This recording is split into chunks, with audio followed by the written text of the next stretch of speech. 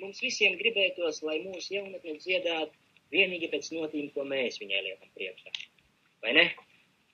Kā sauc to grāmatu? Jaunatne dzied. Jaunatne dzied. Un ja viss dziedāt pēc tās grāmatiņas, tas nemaz nebūtu slikti. Nemaz nebūtu slikti.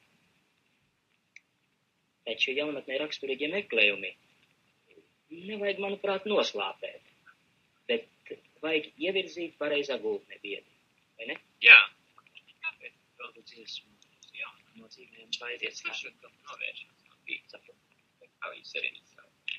Šī jaunatne tiešām mīl dziesmu, jo mums dziesma palīdz, kā strādā, tā dzīvo. Dzied jaunatne. Jā, bet vai dziesma, kas dzīvi nomēl, arī palīdz? Es prasu. Un ja palīdz, tad kam palīdz? Un kāpēc? Es prasu. Par spīdulo skaitīgo ietekmi es jau tikko prādījis vairāk kārt.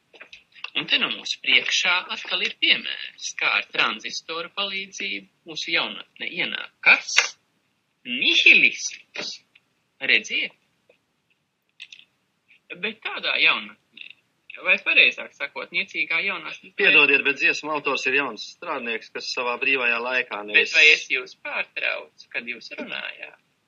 Nu, redziet, viņš var būt strādnieks, un viņš var būt nezin kas, bet kā dzīves. Nu, paldies, paldies, paldies.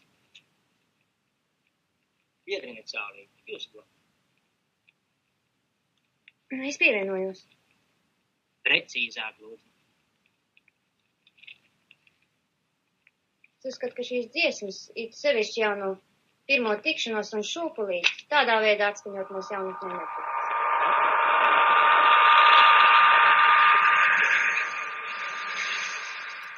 Es izvienu no vistipiskākajām iepazīstām.